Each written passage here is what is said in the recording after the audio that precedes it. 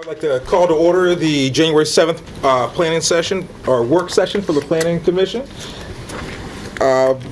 First item we have is our roll call. There are 4 commissioners present. All right.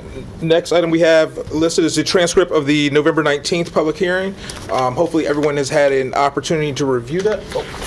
This is our work session. Okay. So I'm looking at the wrong one. But it's on the agenda. Yes, this is our So we're going through the agenda items and the action items, the voting items. Okay. At the 1:30 meeting. Okay. And I apologize. May I make a comment? Sure, please. Want to welcome everyone to the January 7th Planning Commission meeting and wish everyone a Happy New Year. We want to extend an abundance of grace to both Commissioner G and myself as we navigate our way through new leadership for the calendar year for our Planning Commission. And I'm looking at Mr. G. I apologize. I don't see that he has a script, but that will never happen again. So as our work session agenda items, staff will present the recommendations for the 2 agenda items, and because it's a light agenda, we're going to do a training session on the Chesapeake Bay Preservation District. We ask that you enjoy your lunch as well as we go through these items. And so the first agenda item is the proposed honorary street renaming for Rapidan Street. Mrs. Valerie Malzone is the staff coordinator for this item.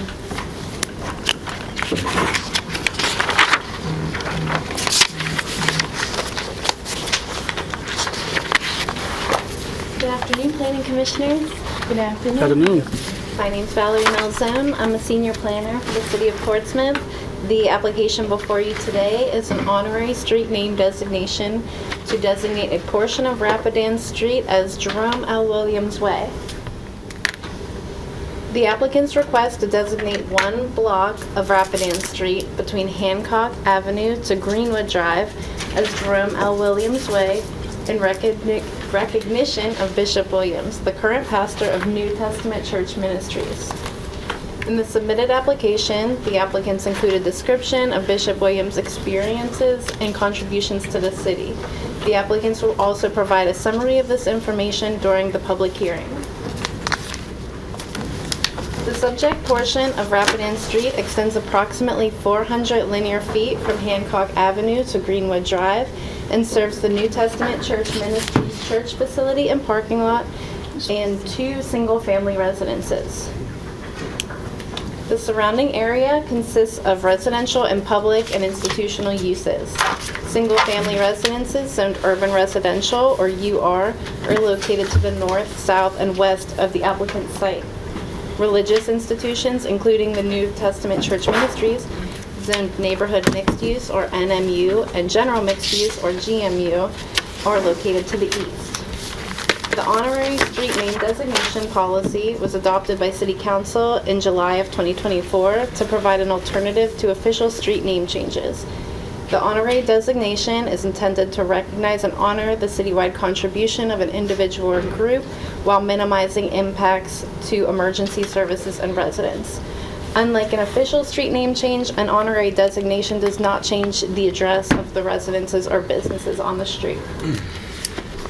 If approved, the honorary designation would result in a brown double-faced sign with white lettering and a white border to be placed above the existing standard City of Portsmouth street name sign for Rapidan Street. This is similar to the way that Newport News displays their honorary street name signs. On the right is an example of a sign in Newport News that was approved in March of 2024 for Allen Iverson Way, and it looks very similar for the honorary street name designation. The honorary street name designation policy specifies that designations with a religious connotation or affiliation shall not be used. So staff is recommending approval of the honorary street name designation with a modification of the applicant's initial request. The initial request was Bishop Jerome L. Williams Way, and we are recommending approval of Jerome L. Williams Way. With the recommended modification, the proposed designation complies with the honorary street name designation policy guidelines and is consistent with past street name change requests of a similar nature. The honorary street designation will not cause a hardship for residents, as it will not change the official name of the street or change the addresses of any of the businesses or residences. Since the staff report was prepared and shared with the applicant has amended the request to utilize the street suffix way rather than street, as was noted in the staff report. In addition, the applicant indicated that they are willing to amend the request to remove the religious title bishop in accordance with staff's recommendation. To date, no public comments have been received in regard to this application. The applicant submitted the required property owner petition with the signatures of both adjacent property owners, acknowledging that they are aware of the request. Both property owners indicated that they did not object to the application. That concludes my presentation, and I will now stand by for any questions. Commissioners, any questions? I have questions. What bothered me about the application is that he is a bishop, and just removing the preface bishop from the name does not negate the fact that it's still associated with a religious person or entity. Now, I know you all have done this before. I think y'all did it for Ted Thomas Way. And that's my input. Thank you. Any other questions or comments? Oh, yeah, I do have one more question. I got 4 questions. 4. Yeah, I do. When you sent out the property and adjourning properties list, I don't see any reference to Ray Smith as receiving a mailing. It's blank beside his listing as Ray Smith, President, United Civic League of Cavalier Manor, but it doesn't give an indication that he was notified. Oh, I see. His name being on the list means that one was sent to the Cavalier Manor Civic League. So even though the address isn't listed, Well, no, it's no date either. It's no, oh, there's no name. yeah, no parcel number or anything. So can you be assured that Mr. Smith received notification?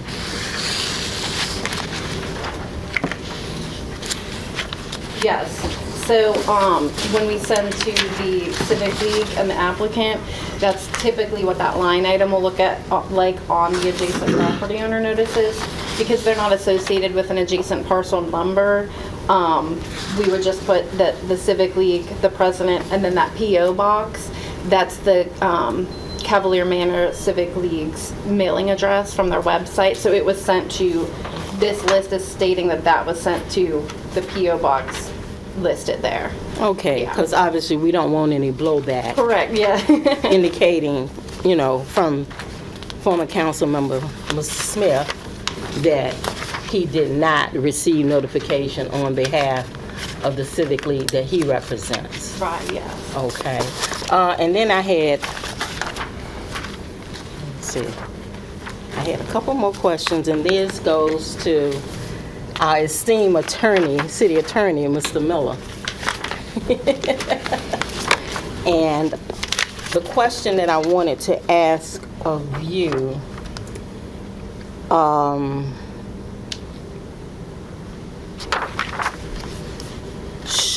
should we also, from the planning department, should we also have the post office to weigh in anytime there is an addendum to a street name?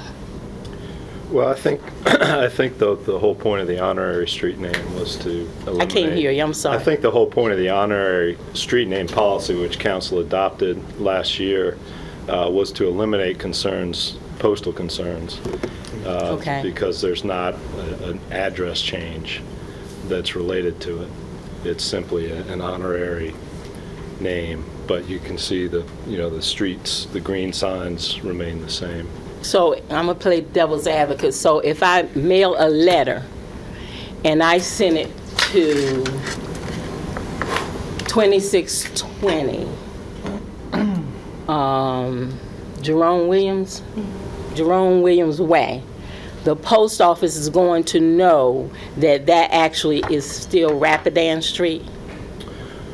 Well, the post office, I'm not 100% familiar with what the post office would do with that, but the street name is still Rapidan Street, and so if you want to mail the letter, you've got to send it to Rapidan Street.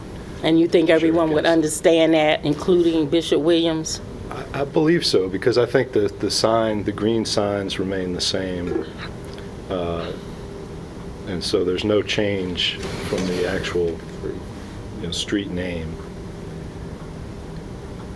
I'm going to ask one more devil advocate question. So on Sunday morning at his congregation, and he says, we've now had the street name for this part of Rapidan changed to Jerome Williams Way. He and his trustees and deacons and congregation are going to know that any mail sent to the church still should be sent under Rapidan Street and not Jerome Williams Way. I just want to be clear. Sure. I think whatever's said before a congregation, I mean, I really can't speak to that and who would understand and who would not, but I think that what council was trying to do in adopting the honorary policy was to allow for honorable street names that wouldn't affect the Postal Service in any way, that wouldn't affect actual addresses, because we've had issues with that in the past, Yeah. And I understand why Bishop Williams wants it done, but when I think about all the churches we have in the city of Portsmouth, and then all of a sudden, every church wants to have a section of the street where they are located with that honorarium. So I guess I'm just thinking how it can become an issue, Yeah, So- I understand the concern, but council did want to adopt the policy. Yeah, but the way they adopted it, they said no reference to a religious entity or person. And we sort of have circumvented that by just dropping their name, either bishop or... And then the only other street that I'm aware of besides Ted Thomas, and now this before us, is Tally Circle. But that's under PRHA. That's not under the city. So I'm bringing this up because it's important what happens going forward.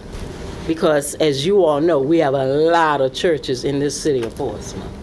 And so one church wants to do it, other churches are going to want to see it done too. That's just I the think, way of the world. and to your point, I think that's going to fall on us as a commission to. It's very similar to how we were dealing with What's that? car washes. To whether or not to approve. I mean, though the planning department can make the recommendation, ultimately it's going to fall to us to make the recommend to city council whether it's approved or not. Well, I think you're stepping into a quagmire if you do that, because you can't say we're going to approve it for one church, because in essence that's what's going on, and not approve it for other churches that come before us and want it. And just to deflect, Planning Commissioner Curry, you're a pastor of a church, are you not? Yes, Have you thought about it for your church to do it? absolutely not. Why? Because that's not my intent. I think when I get to a certain amount of time that I have done enough in the community, but that's not my intent. Most of the times when have that, it's not the pastor who's requesting it is the street. And most of our pastors and leaders, they give their life to this community. I give my life to the city of Portsmouth. I sacrifice my life for the sake of the gospel of Jesus Christ and for this community, and do not get paid for it. And so the least honorable we can do is honor the men and women of God. And there are many churches in the city of Portsmouth, but there's still not enough because the crime rate is still high. We're still dealing with poverty. We're still dealing with housing crisis. So for the men of God who sacrificed their life as Jesus has done, the least we can do is like we did Jesus, name him Christmas on December 25th, which is not his birthday. At least we can do is honor the man of God and at least give him a street after his name. Okay, let me That's not my reflect vote to for that. yes or no, Right. but you asked me a question. Right, That's but my that input. leads to my fourth question, which law requires separation of church and state. And are we smudging the law when we rename a street after a person who really is about the affiliation with their church, and they wanted it under the name of Bishop Jerome Williams? So does that take us into an area that violates the law on separation of church and state? I think that Bishop Williams has had a long. You can read in the in the staff report. He's had a long history of being involved with the community, and so I think that's what's being honored with an honorary street designation. And you think it would meet the litmus test Yes. for separation of church and state? Yes, I do. Absolutely. I do. You feel that way? Yes. So this is my last point. So if which I'm not, but if I'm an atheist and I live on that part of that street, would I have a legal standing to sue? Because the street where I live is now being renamed, a portion of it, with a direct connection to a church entity and the pastor of the church. You don't have to answer me now, but it's something that we need to think about. And I am a Christian. And just, Thank you. Praise God. All right, everybody. Again, just for clarity, that's a perfect example and a great litmus test for us to set as a commission when we're evaluating these. And that's the reason that we do send out the notifications to those that live in that street to raise those concerns. And when concerns like that are raised in the future, I think that's by which we do question even more heavily than we would just receiving it and looking at the resume of the individual as looking to be honored. You're absolutely correct. And I also try to think pro-counsel, to protect counsel. Ms. Malzone, could you go back to the picture of the portion that would be renamed? Yeah, I'm very familiar with that area. Yeah, so this is the aerial, but this is what it looks like looking at it from Hancock, and that's what it looks like looking from Greenwood. Just one block, Yes, just from block. and that block has been notified. Correct.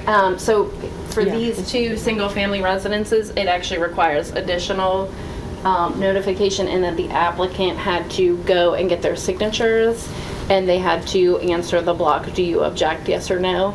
And then they were also sent the adjacent property owner notices that went even up into these properties and down into these properties. And no registered speakers today.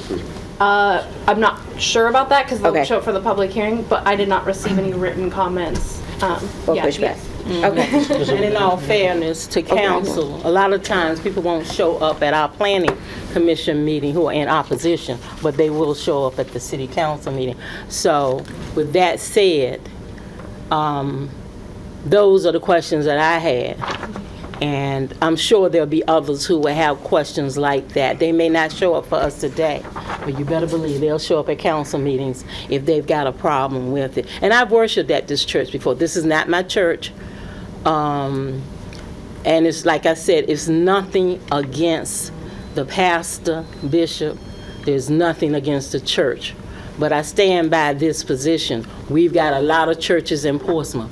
And if you do it for one, how can you not do it for others?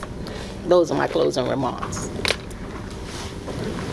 No additional questions, commissioners? All right, perfect. Thank you. Thank you.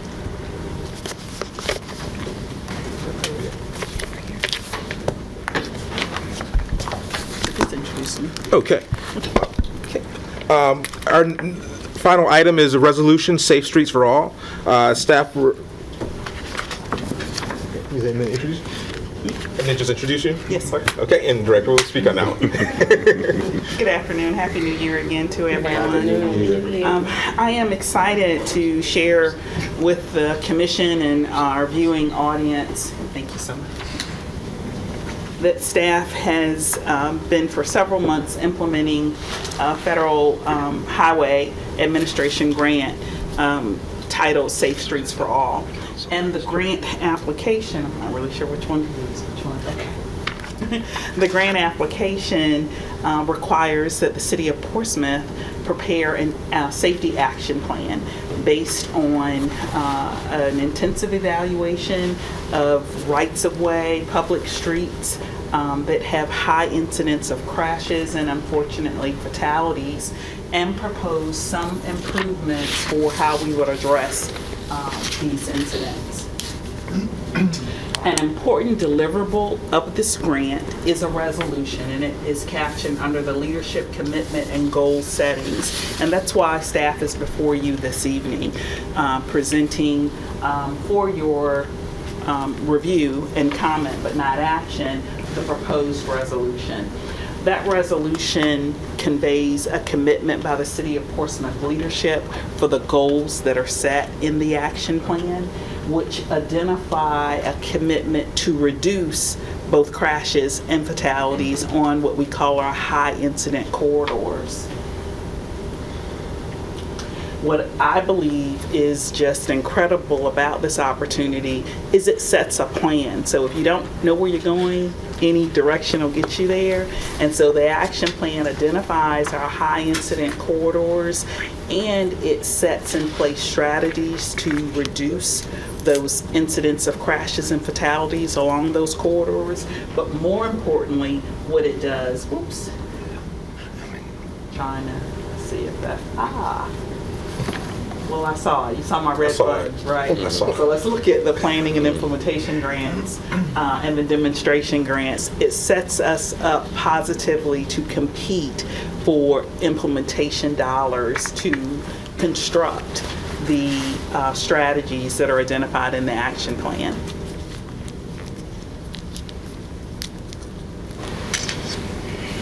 So our flow chart in terms of how the grant will proceed is, do we have an eligible action plan? The grant concludes in about 6 months from now, about October 2025, we'll have an action plan, and the resolution is a part of a deliverable to complete it. With that action plan, are we ready to implement the projects? And that answer would be yes, and then we could apply for competitive money for implementation. We had a advisory committee meeting this morning for the Safe Streets for All grant, and the question that I posed in anticipation of this meeting today and then our subsequent city council meeting is, why are we proposing a resolution so early in the process, right? So, and the reason that the resolution is proposed so early in the process is to gain an evaluation or some measure of the commitment of leadership to continue to pursue the grant and the implementation goals, as well as the strategies that are identified. Where we go next is we are anticipating at the beginning of February public engagement meetings around the specific data that our consultant partner has gathered for our high incident corridors and the strategies to reduce crashes and fatalities. And we've identified a couple of locations to include the Churchland Library, some pop-up venues on Saturdays where we will try to engage the community and gain feedback on whether or not the community supports the strategies that are identified. And with that, I'd like to make myself available to answer any questions from commissioners. Commissioners? Come in. Good afternoon. So will this action plan be incorporated into the comprehensive plan, or will the comprehensive plan be able to aid us in the creation of the action plan? The second question is, your second question is, will the action plan Be integrated into the comprehensive plan, or will the comprehensive plan as it is now be able to help out with the action plan? So I think the short answer to your question is yes and no. So the action plan is very data influenced in terms of the number of accidents, a study of the accidents involving crashes and fatalities, what the weather conditions, the speeds, those types of things, the design of the roadways. All of that data certainly can and will be included in the development of our transportation recommendations and our comprehensive plan. We are, with respect to development of the comprehensive plan, too early to begin to envision how this body of work will influence that body of work. Okay. And the planning staff will be in charge of the budget for this? They'll be in charge of the grant funding, or is it split up between different departments? So this Safe Streets for All action plan, so in charge those are strong verbiage, but we are implementing the grant and managing the consulting partner and payment of bills and draws. In charge, ultimately, it's this gentleman sitting. Yes. I don't know if he delegated to. So what your question informs me is that maybe I haven't communicated thoroughly, because the grant is currently under implementation and we're Okay. at least 50% expended on the grant funds. Okay, because I saw that it was implemented in September 2023 or 2024. I think that's when the funds became available. We since about spring of 2024. Okay. And implementing. And how do you, just for the public, how do you prioritize the locations? Like what?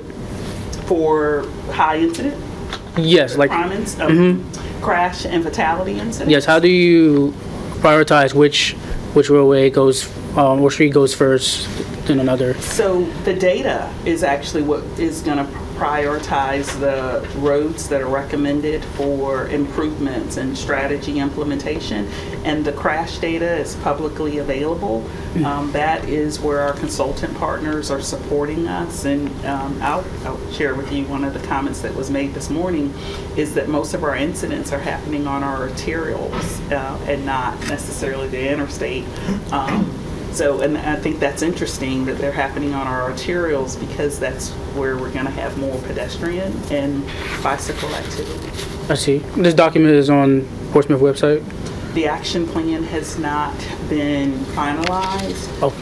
The public engagement sessions that I spoke about that begin in February will be one of the last components before that document is finished. So we want to present the data and the recommendations from that data to the public, gather the public's input and feedback. Is your real life experience consistent with what the data is telling us?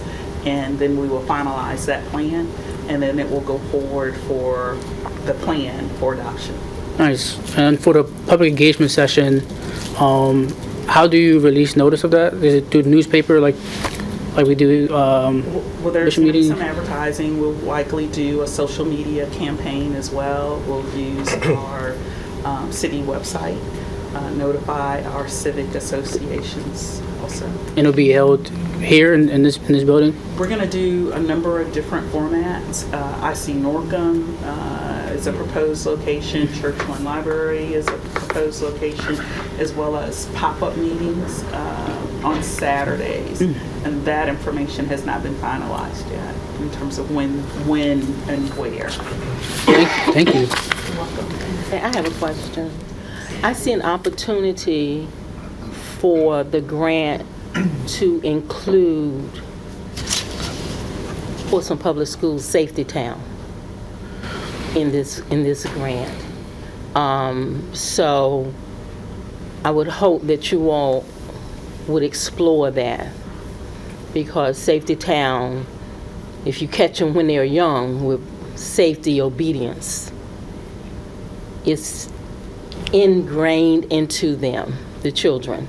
So I see that as an opportunity to partner with Portsmouth Public Schools to include Safety Town as some type of component of the grant. We can certainly pass that on. Thank you. Any other questions or comments? One thought I did have as well is I recommend some partnerships in the community as far as communication. Our local churches, to the point earlier, given we have so many, as well as some of the other organizations outside of just the city-sponsored ones. Some of our community organizations that might have good reach, such as fraternities, sororities, and even as we look into more in the spring, some of our sports leagues with the outreach they have with parents. I think some of those would help us reach groups that we sometimes don't get in some of these public meetings. The only other question I had is, how does this affect our Pedal Portsmouth program? Does it take that into account with our focus on biking and that pedestrian side of things? Pedestrian and bicyclists are a big component of this grant data analysis and strategy development. Okay, perfect. Thank you. As you mentioned that, is there opportunity for us to also partner with Portsmouth Redevelopment Housing Authority? I don't see why we wouldn't. Yeah, because That's a great idea.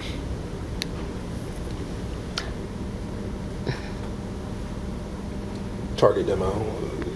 I just think it would be a good idea without adding any further editorial on it. But I think it would be a good idea for the residents also. Okay, we'll pass that on. All right, thank you. No additional questions? Thank you. All right. Next, we're going to move to Board of Zoning Appeals.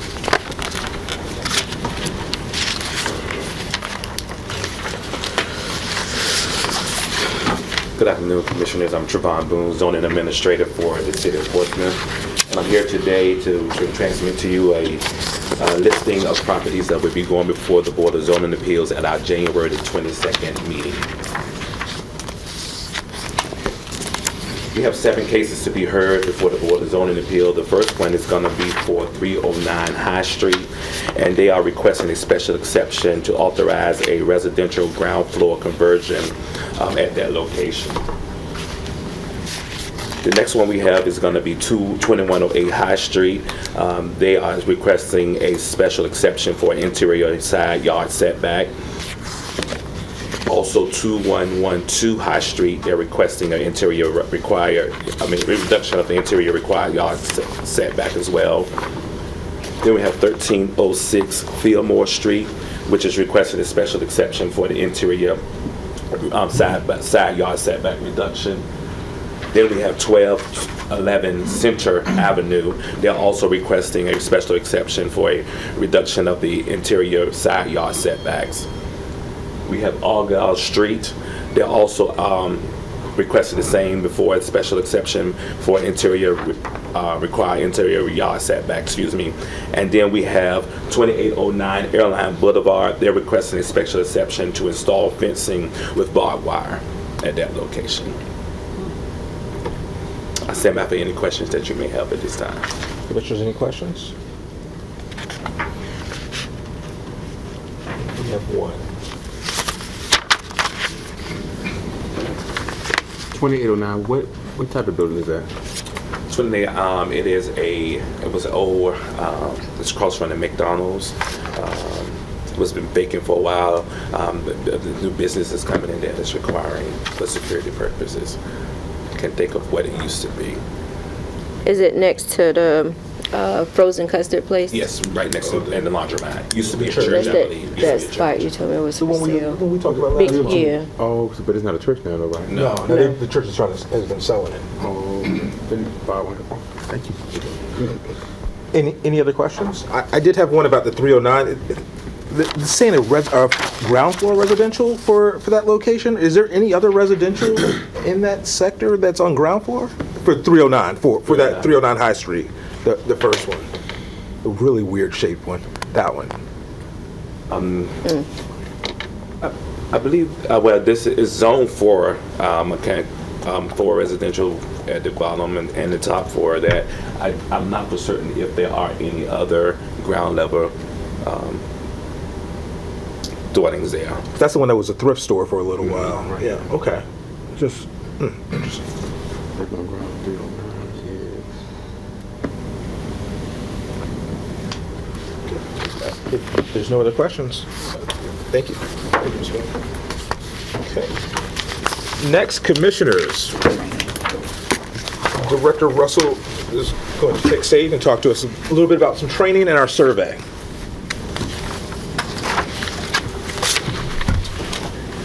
Okay, so we don't have as much time as we thought, and that's fine. So we can, I'll just try to reduce the discussion on my end.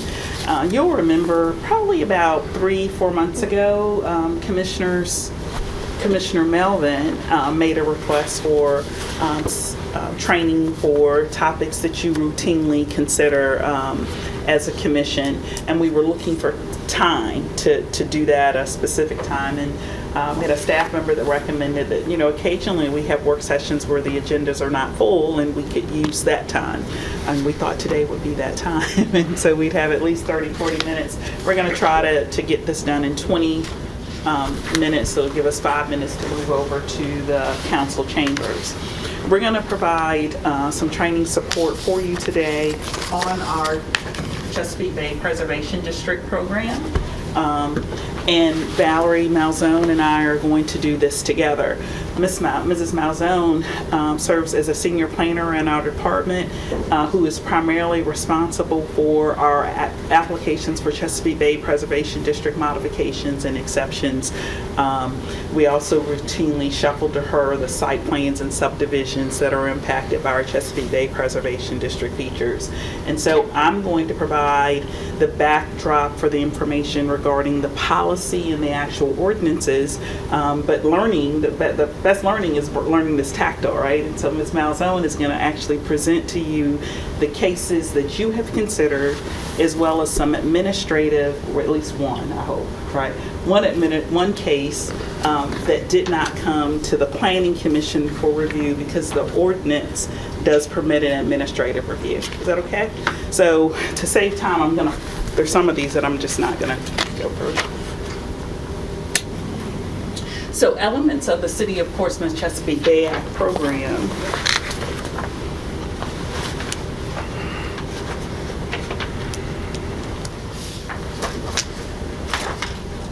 include our resource protection area, our resource management area, and our intensely developed areas. And so the simplest way to describe this to you is that for all practical purposes, the resource protection area should not be encroached upon. So no development activity. We want to save all of the vegetation in those areas. Our resource management area is a 100-foot buffer area adjacent to the RPA, which by application can be encroached upon up to 50 feet. And so that's the landward 50 feet of that buffer area.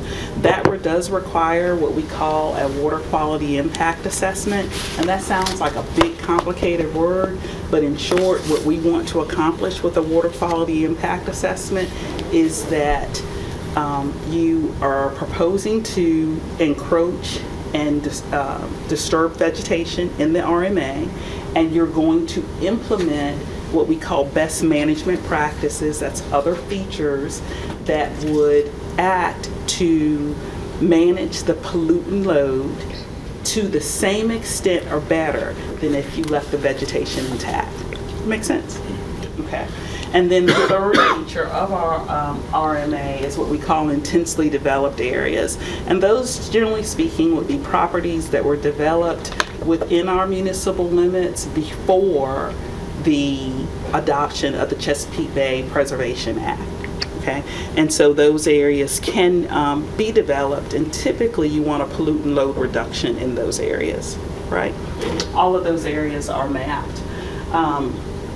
Planning and engineering are primarily responsible for management and implementation of our ordinances related to the Chesapeake Bay Preservation District, and the Act also is impactful as it relates to our comprehensive plan, our zoning ordinance, our subdivision ordinance, and the plan of development review process. So that's our zoning permitting process, our building permitting process, our site plan process. Mr. Melvin, it wasn't that long ago, but we talked about the Bay score. And do y'all remember that? Okay, the Chesapeake Bay Foundation, it's a private nonprofit organization that, well, I thought annually, but the most recent one that I could find was 2022, the score for water quality in the Bay. It's a D+. The Bay Act was adopted in 1988. I graduated college in '89. It's one of the first projects that I started working on. So I remember that the scores in the early 90s were like C+. So it hasn't gotten better with all of the work that we have done in the state of Virginia and other areas that are impacted by the Chesapeake Bay. One of the things that I commented on when I spoke, I addressed Mr. Melvin's question, is while our individual projects seem minuscule in terms of the potential impact to the Bay, it's the collective impact of all of the little projects where we're hopeful that we're going to improve water quality overall. Non-port source pollution, again, sounds like a huge word, right? But essentially what it is pollutants that end up filtering to the Chesapeake Bay as a result of its impact or hitting impervious surfaces. And so impervious means that the water hits it, it doesn't absorb into the ground. If it absorbs into the ground, then the pollutants filter off of it before it filters into our rivers and streams and the Bay. And so the intent of the RMA, the intent of the RPA, the intent of all of our development regulations, in short, is to maintain as much vegetative cover as we can so that it acts as a natural pollutant load reduction. All right, so I was gonna skip some stuff, so let me skip some stuff. So we're reducing our runoff and preventing erosion. The other thing, we don't see a whole lot of this now. I think I've been here 10 months, I haven't seen any wetlands board applications. But you want to, for our shorelines, right, maintain vegetative cover in our shorelines, even if that means if you're cutting down trees for sight lines, that you're maintaining the stump and the root cover, because that will prevent sloughing off and erosion into our water bodies.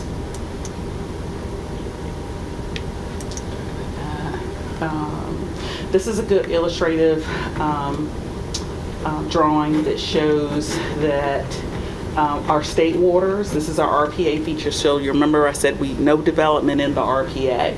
So those are state waters, we have our tidal wetlands, and then we have our non-tidal wetlands.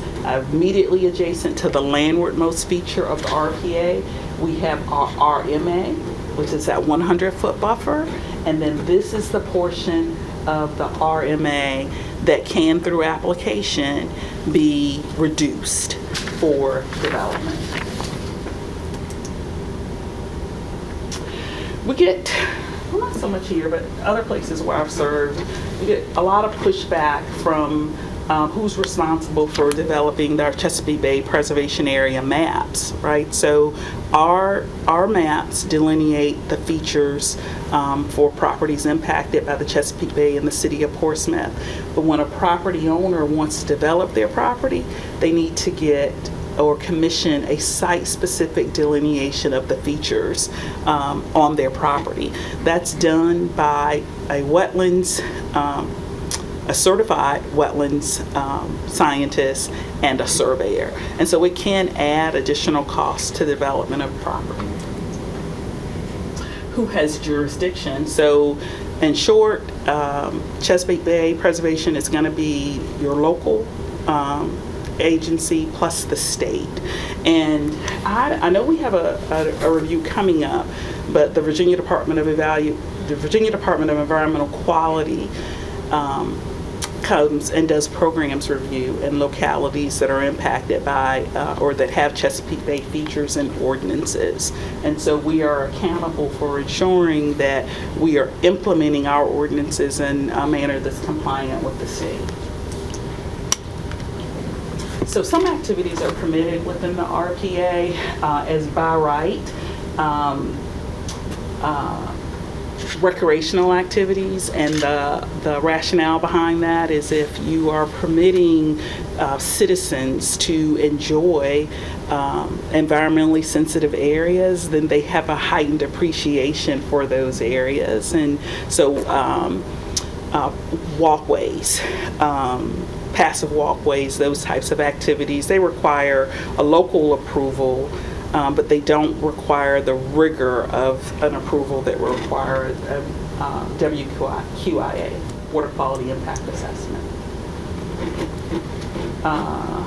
Water wells, somebody asked me this, I think it was a staff, public roads, public utilities, and railroads are exempt.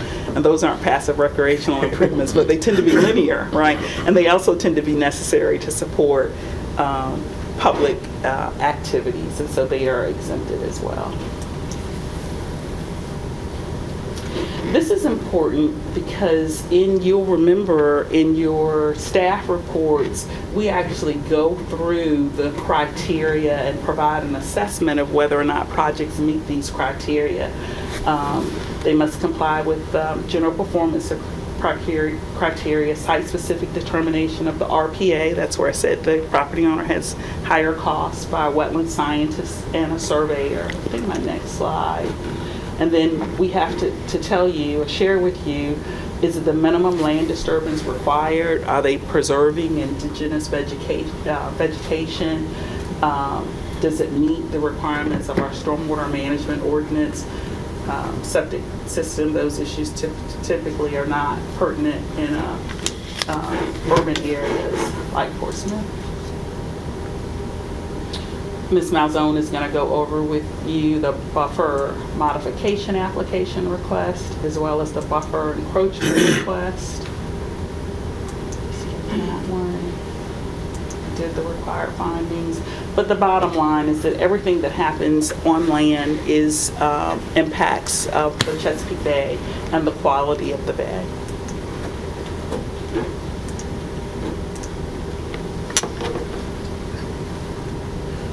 All right, we're going to save, with your permission, Mr. G, your questions until after Ms. Malzone presents. So anyone, just please write down your questions so you won't forget them. I know I'll forget mine. Please, Okay, so we are now going to go through a few projects that happened and were administratively approved or Planning Commission approved in 2024. So some of these projects haven't been completed till the end. So this one actually was. This started in 2024 and they are finished, and we did the landscaping inspection. So first thing, when we get a water quality impact assessment, we are looking at what Ms. Russell talked about, is what sort of approval it fits into. So the first one we discussed was the allowable land use in the RPA. This includes water dependent facilities, so commonly piers, docks, shoreline erosion projects such as this one, development in the IDA, roadways, driveways.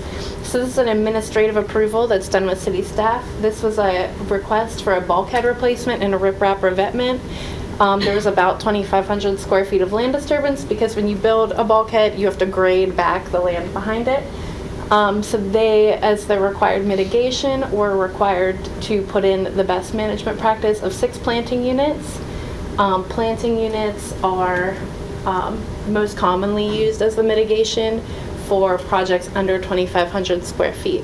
We get our amount of planting units from the DCR Buffer Modification and Mitigation Guidance Manual. You'll see that referenced in staff reports sometimes. That's official guidance that was adopted by DEQ to serve as guidance for local programs implementation of the Chesapeake Bay preservation areas. So they need to be, the plants need to be chosen from a list that DCR and DEQ provided that are native to the area, usually salt and flood tolerant, so they'll ensure survivability. And what we're looking to enforce is 1 year survivability after planting. So that's why you'll see the water bags on here, because they want to be sure that they'll pass the initial inspection and then the year inspection. And our typical replacement rate is 400 square feet of land disturbance, requires 1 planting unit, which consists of 3 trees and 3 shrubs. So you're looking at around 6 plants per 400 square feet of land disturbance. This is the buffer modification that Ms. Russell discussed, this is also an administrative approval. This is for removal of dead or dying trees. Some other buffer modifications can be trimming limbs so that people can see the water, small recreation pathways. So this was a request for the removal of 12 dead trees. Who determines if a tree is dead, diseased, or dying? The city does not. We require a letter from a certified arborist indicating that it would be hazardous to the property or it's truly dead, diseased, or dying. So this request, we were able to administratively approve 10 of the 12 trees for removal. 2 were administratively denied, and that's because they were located in jurisdictional wetlands. They're the small snags there. Trees in jurisdictional wetlands are only permitted to be removed as part of a shoreline stabilization project. So if this person in the future wanted to do like a living shoreline or some sort of shoreline stabilization structure, that's the only way that these would be permitted to be removed. This is another one, except a diseased tree. Once again, certified arborist indicating that it's truly diseased, and the replacement rate is 1-to-1 for a buffer modification. So here's a good picture. You can see the replacement tree and the stump of the removed tree. For violations, unpermitted tree removal, the replacement rate is a little different. It is now 3-to-1. So this is an example of remediation for unpermitted tree removal in the RPA. They needed to plant 15 trees because 5 were removed. So this is an example of a permitted encroachment into the RPA. So this is more similar to what you'll see, but still an administrative approval. This is Hoffler Creek Wildlife Preserve. They are a property that was legally recorded prior to the adoption of the Chesapeake Bay Preservation Act, so they have some sort of grandfathered abilities in that a principal structure can encroach into the 50-foot landward buffer of the RPA. So they needed, unfortunately, a new laboratory building after theirs was vandalized. So they put it completely in the landward 50-foot buffer. The red is the kayak stands and the old building to be removed. And then they needed to install 2 planting units to serve as mitigation. This was an administrative approval because planning and engineering found it was the minimum necessary to afford relief, and that their planting units were sufficient to mitigate the land disturbance. So this is one that would require planning commission action. There's 2 that are most common for planning commission action. The first is a principal structure in the 50-foot seaward buffer, because if it was just in the landward buffer, it could be administrative. The other one is an accessory structure in any part of the 100-foot resource protection area. So this is 208 Allen Road. This was heard in 2024. They were requesting to put a house in the 50-foot seaward RPA buffer. In order to be the minimum necessary to afford relief, they requested a variance from the Board of Zoning Appeals prior to coming before Planning Commission to move that house further up and reduce the front yard setback so that they could be pulled out of the RPA as much as possible. That's sort of what we like to see, that you've done everything you can to minimize that land disturbance, and then you mitigate it for that land disturbance. So they mitigated their land disturbance with a mix of 6 planting units and modified gutters that were serving as a best management practice. This one was just heard in November, so it's fresh. This is a CVPA exception for a dog run in the 100-foot resource protection area buffer. We consider this an accessory structure. It was land disturbance because they were covering it, the land in plastic artificial turf and gravel, and they were going to do some digging and clearing for drainage and installing a fence. Even though they provided the mitigation that would be required for land disturbance of this size, that's only one of our review standards. So typically, if one of the review standards isn't met, planning staff will call special attention to which one it is in our staff report. So in this case, we found that there was sufficient space at the south side of the building on already impervious surface, completely outside the RPA. So that's an example of where we might recommend denial and provide an alternative location. And they will be being heard by City Council for their use permit in January, and they were able to fit their entire dog run in the south portion of the building. So that's great. But that is what I had for you today. Does anybody have any questions, or should we wait? I just have some a feedback on the trees. First of all, yes, I had my tree cut down and I had the stump ground into the ground for the roots because it was causing problems for my plumbing. But I found something out within the last 2 or 3 years. And so I hope when we're planting trees, we keep that in mind, that there are male trees and female trees. And the female trees are the ones that cause the havoc to people's sinuses. A lot of people don't realize that, but that's what's doing it. Huh? The internet ironic.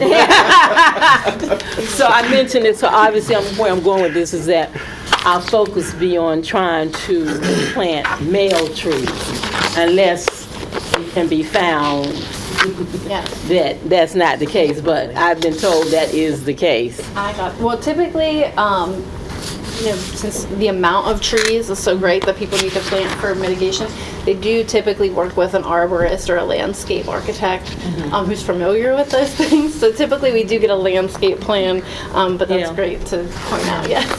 Just keep that in mind, male trees, not female trees. I know it's biased, but that's what I've been told. Look at our time. Does anyone else have any other questions? I know we had one other. And I did have a brief one. Did we have any follow-up with regards to, I know Portsmouth had a lot of sewage programs going on, repair programs. How are those taken into account when it comes to the Chesapeake Bay and runoff and repair of that? Sewage, meaning septic systems, or? Full city sewer line repair, replacement, and this is over the last 10 to 15 years. It's been a big issue in large projects that the city has had. I will have to get back with you on that. I'll have to connect with Mr. Wright regarding that, because I don't know that answer. You talk about like in Old Town area? Old Town, and I believe Truxton had going at one point. There's a few to help with the drainage. Yeah. I know what Right, you're talking about. too. Yep. And those do go through our site plan process, even though they're city projects. Okay. So when we find in the site plan process that there is an RPA encroachment, we would review it just as we would any other site plan. So we look at its impacts, the extent of them, and then we would work with engineering to put in as much mitigation as possible for that land disturbance. Yeah. Director Russell, want to talk a little, and thank you. Commissioners, we anticipate continuing to do these little training charrettes for you, and so in your stack of papers before you, there's a training survey that we would ask if you would just take a minute, not right now, because we need to move to the council chambers, to just provide feedback for us, and we'll use that in developing and designing your next training events. Mrs. White did come before the meeting and reminded us that we need to return today the Virginia Conflict of Interest Ethics and Advisory Council disclosure form. So at the end of the meeting, we will be collecting these to take those over to her. If you prefer to hand deliver them yourself, that's fine. All right. Thank you so much for your patience today. And I believe that as long as we don't start before 1:30, we're okay. We might be a minute or two late. But okay. So she gave me that one, so it was the wrong one.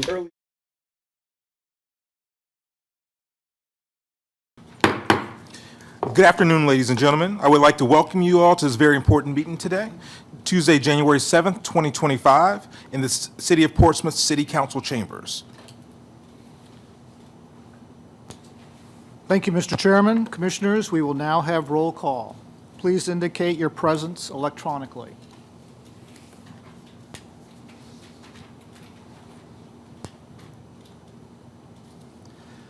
We have 5 members of the Planning Commission present.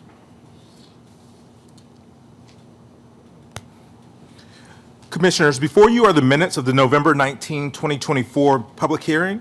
If there aren't any changes, we are in need of a motion.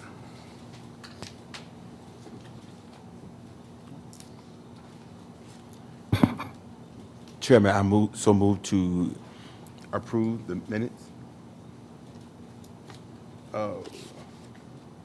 What date was that?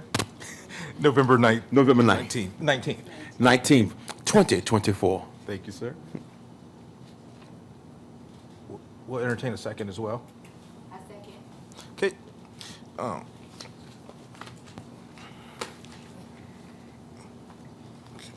Okay, we have a motion and second. Secretary Lanfair? Thank you, Mr. Chairman. We have a motion and second to approve the minutes from the November 19th, 2024 public hearing, and you will now be voting electronically.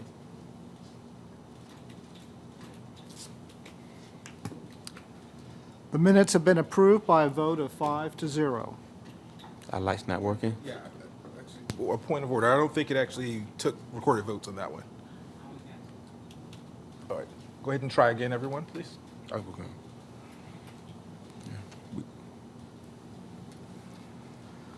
The minutes have been approved by a vote of 5-0. Announcements of future meetings and conferences.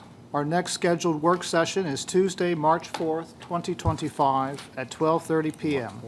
in the City Council Conference Room, followed by a public hearing at 1:30 p.m. in the City Council Chamber.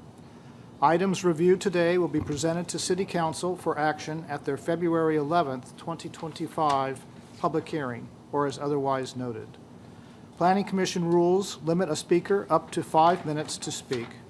We also ask that everyone please silence your cell phones at this time if you have not already done so. Thank you. Excuse me, Chairman.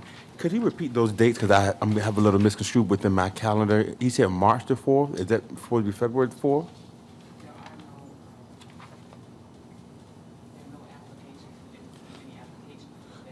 We received no applications for February, so therefore we won't have a February meeting. Next meeting will be that March 4th meeting. Enjoy your vacation and do something for the community. Praise the Lord. All right. And council. Public hearing items. HSND-24-01, Cavalier Manor. S. Lowry, on behalf of New Testament Church Ministries, requests an honorary street name designation to designate a portion of Rapidan Street between Greenwood Drive and Hancock Avenue as Bishop Jerome L. Williams Street, in recognition of Jerome L. Williams, the current pastor of New Testament Church Ministries in Portsmouth. The property is public right-of-way owned by the City of Portsmouth. The future land use map of the Build One Portsmouth Comprehensive Plan designates this property for transportation. Staff coordinator is Valerie Malzone. Will the applicant or representative for this application please come forward and present your application at this time?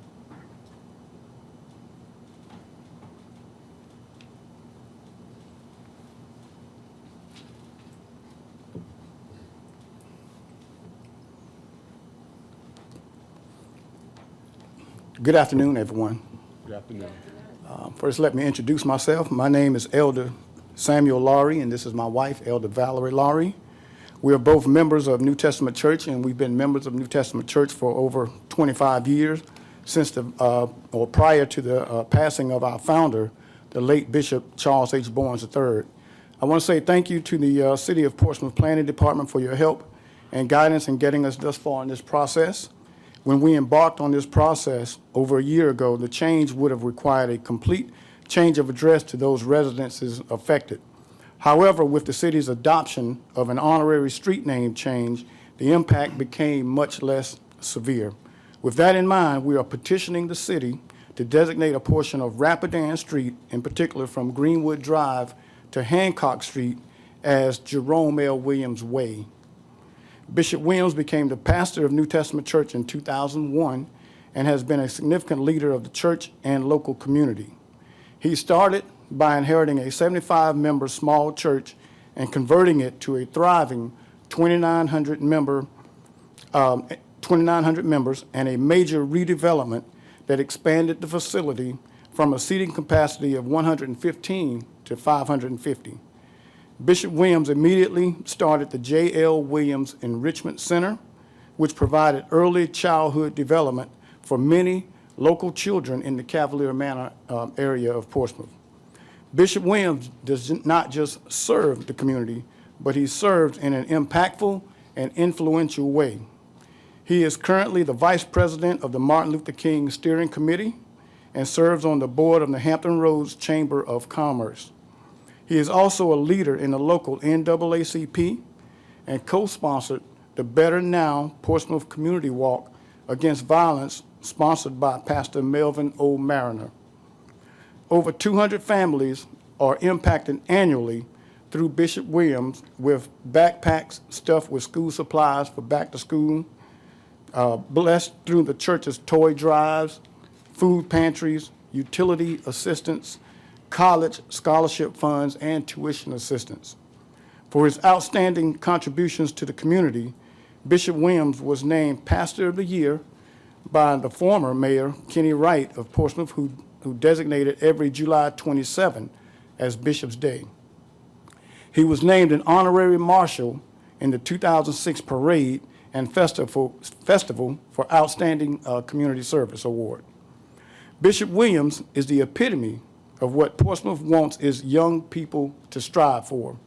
He was born and raised right here in the very neighborhood of where the church resides and where his impact is felt the most. He carries the mantle of the bishopric with dignity and honor. Of course, I would highly recommend this request for Jerome L. Williams Way to be approved by the Planning Commission. A vote yes will show that Portsmouth is a progressive and forward-thinking city who honors its residents and their substantial contributions to the city's growth. And that's all I have right now. Thank you. Open to any questions. Thank you. Commissioners, do you have any questions?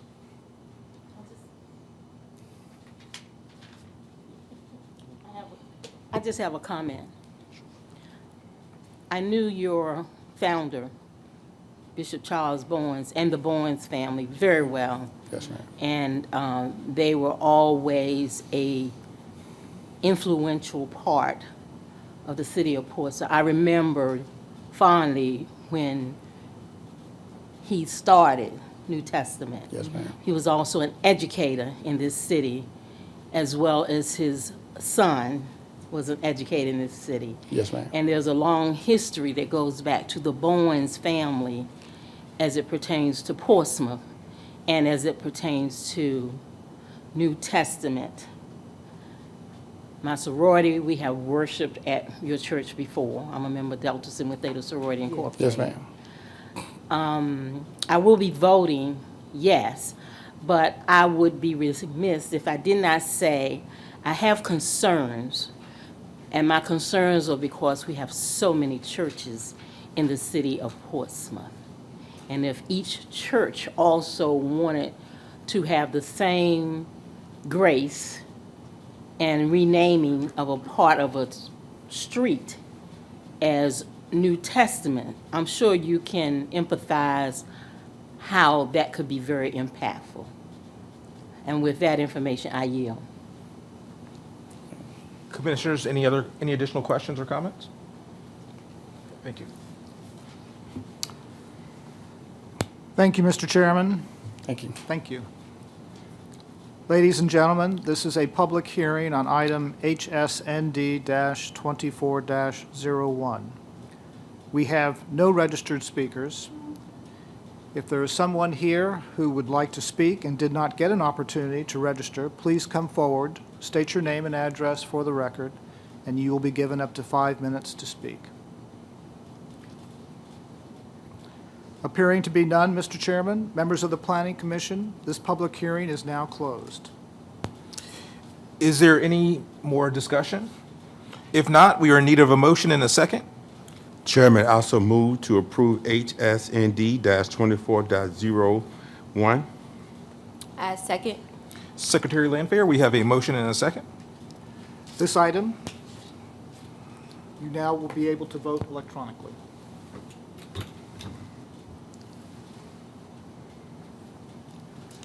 This item has been approved by a vote of 5-0. Next item is a resolution titled Safe Streets for All. The staff report for proposed council resolution to adopt a Vision Zero policy for the city of Portsmouth, Virginia. Staff coordinator is Rhonda Russell. Good afternoon. Happy New Year to everyone. Good afternoon. Staff is very excited to share with commissioners and the audience that we have been implementing a federal highway administration grant opportunity, Safe Streets for All. And that grant opportunity is funding the development of a safety action plan for the city of Portsmouth. We are partnering with a consultant contractor who is evaluating our rights of way to determine incidences of what we call high impact corridors for crashes and fatalities, and developing recommendations for how we might improve those outcomes. Part of the deliverables for this grant opportunity is item number 1, which is the development of a resolution that conveys the leadership of our community's commitment to support the vision outlined in the action plan. And that vision is a commitment to improve the crash and fatality outcome by reducing the counts in those areas by more than 50% by 2050. What's most inviting about the preparation of the action plan and its subsequent adoption towards the end of the year, October 2025, is that adoption of the plan permits the city of Portsmouth to compete competitively for greater grant dollars for both planning and demonstration grants and implementation grants. And so most construction projects, particularly transportation construction projects, are in the millions of dollars. And it behooves us to be a participant in these opportunities, because then those projects are funded not just with local dollars, but expanded resources. And the action plan is also valuable in that it sets a plan for how we move forward, right? So without a plan, any road will get you there, but with a plan that outlines where we are experiencing the most crashes, the most fatalities, and prioritizing improvements, then we can very strategically identify what projects that we should pursue first. Without adoption of the action plan, without adoption of the resolution, Portsmouth would not be available to apply for these additional expanded resources. Today, staff is not asking that the commission act upon the resolution or action plan. That will be presented to council, city council, for subsequent action and consideration. And I'd be more than happy to answer any questions that commissioners may have. I'd also like to share that we anticipate in early February conducting community and public engagement meetings where we're sharing the recommendations that are outlined in the action plan, as well as the data gathered to date with the community, and asking that they convey to staff and our consultant if their lived experience is actually consistent with the data that we have gathered. Commissioners, do you have any questions of Director Russell? Okay, it appears we have none. Thank you so much, and we're excited about the potential of receiving more federal grant dollars. Yes, sir. Thank you so much. Thank you.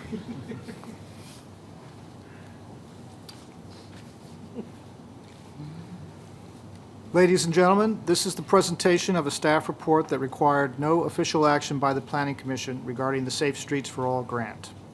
Appearing to be no more discussion, Mr. Chairman, members of the Planning Commission, this review is now closed. Items deferred from November 19th, 2024 meeting. Z-24-06 Victory Boulevard.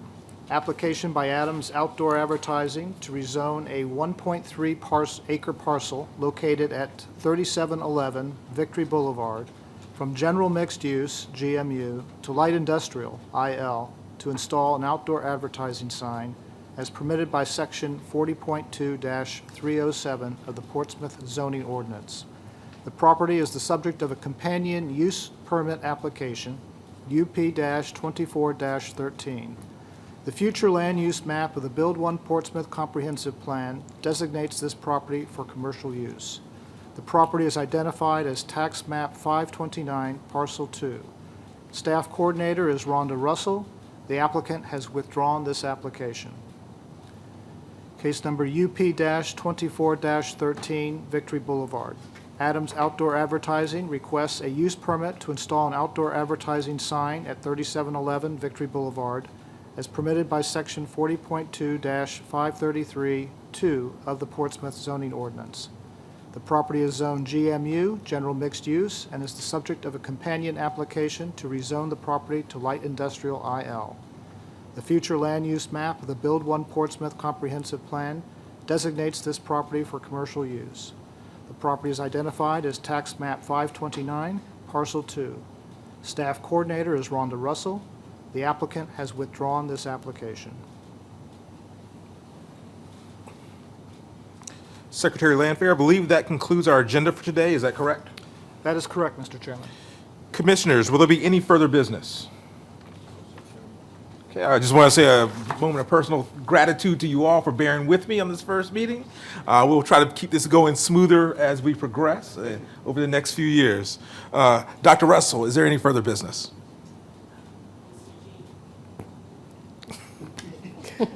We would just ask that commissioners complete the certification that we spoke about in the work session, and we'll be available to hand deliver those to the clerk of council. Perfect. And I do echo my statements to you and staff as well. Thank you for your assistance and guidance as we go forward. Thank you. Hearing no other business, this meeting is now adjourned.